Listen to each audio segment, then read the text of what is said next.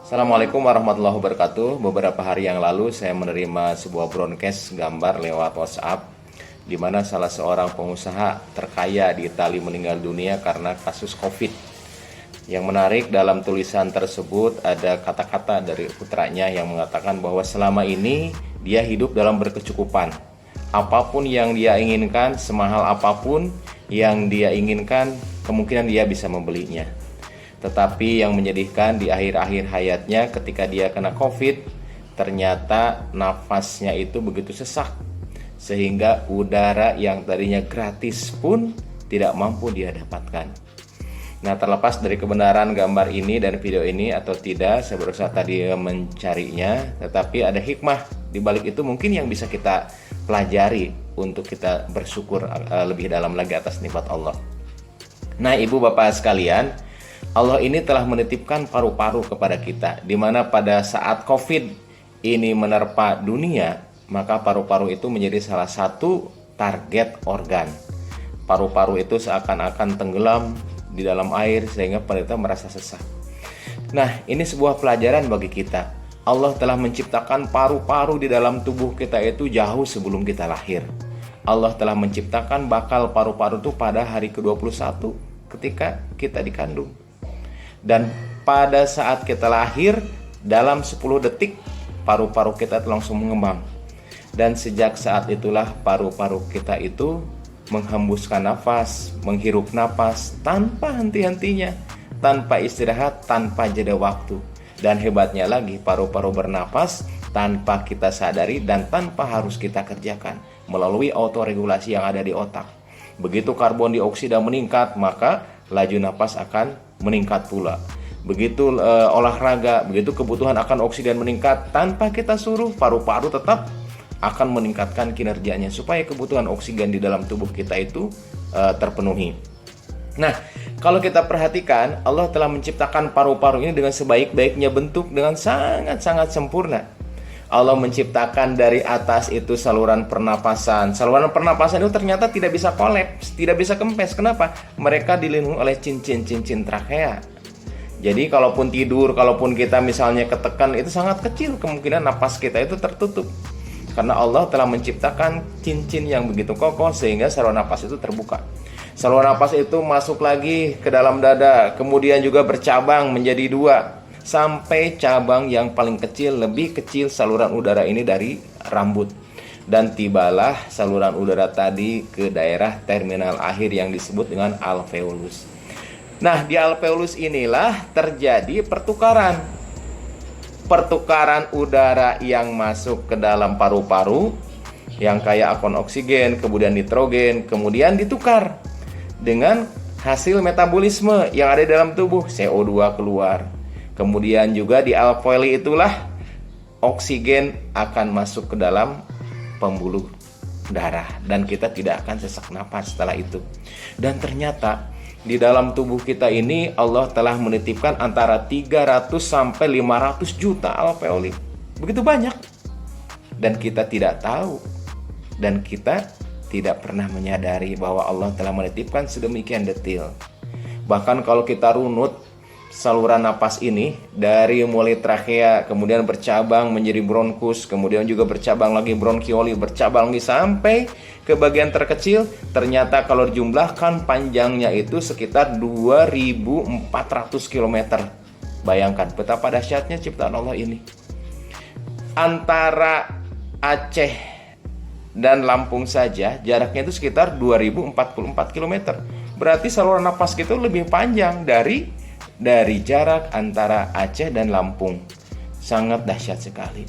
Dan kalau kita lihat alveoli yang Allah titipkan di dalam paru-paru kita ini, kalau diluaskan permukaannya kurang lebih antara 50 sampai 145 meter persegi, suatu jumlah yang sangat luas. Sementara sekarang kita tidak tahu bahwa Allah telah menitipkan fasilitas yang sangat dahsyat itu, dan sampai saat ini paru-paru belum ada gantinya. Jadi kalau operasi jantung sementara bisa dihentikan untuk apa? Dengan menggunakan mesin. Tapi kalau paru-paru tidak ada yang bisa menggantikan perfusi oksigen ke dalam tubuh manusia sampai saat ini.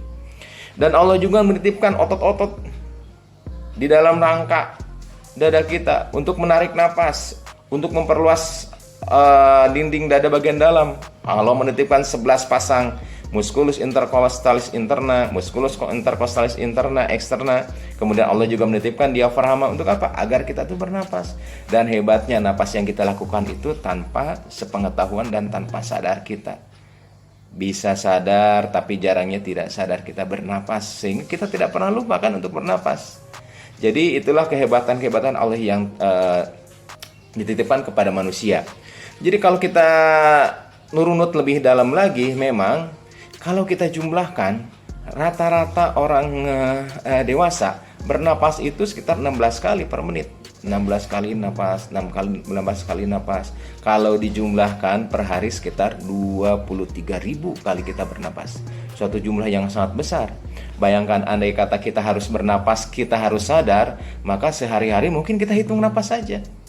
Dan udara yang kita hisap rata-rata per hari itu antara 6,3 sampai 13 liter per hari. Andai kata kita jumlahkan mungkin ibaratkan galon aqua, galon air mineral itu sekitar 19 liter isinya.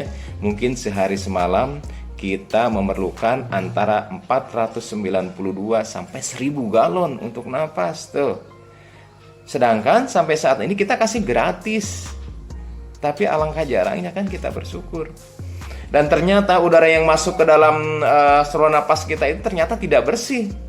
Ada jamur, ada bakteri, ada virus, kemudian juga ada polutan dan sebagainya. Tetapi ternyata sampai saat ini kita jarang sakit karena saluran pernapasan.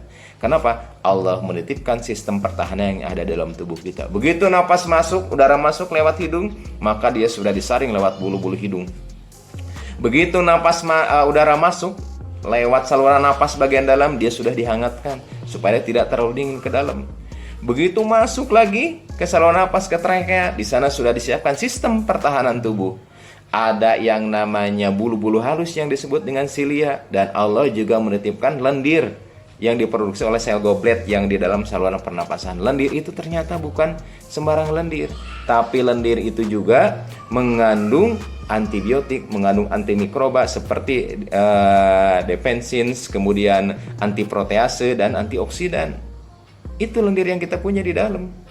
Dan kemudian juga ada di sana ada sistem pertahanan tubuh berupa apa? Berupa neutrofil, kemudian juga ada imunoglobulin, T cell dan B cell di sana. Jadi sistem alutsista yang telah Allah titipkan untuk memproteksi tubuh kita ini dari serangan-serangan virus, infeksi, bakteri, kemudian juga fungi dan sebagainya, Allah telah titipkan, telah sediakan di dalam saluran napas ini. Dan semua ini tanpa kita minta, tanpa kita sadari, dan makanya kita jarang untuk bersyukur.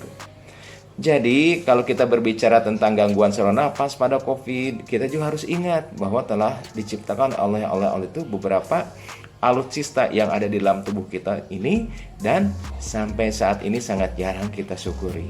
Oleh sebab itulah marilah kita sama-sama mengambil pelajaran dari kasus-kasus demi kasus ini, bahwa selama waktu kita hidup berapa tahun ini, ternyata Allah lebih banyak menitipkan waktu sehatnya daripada waktu sakitnya.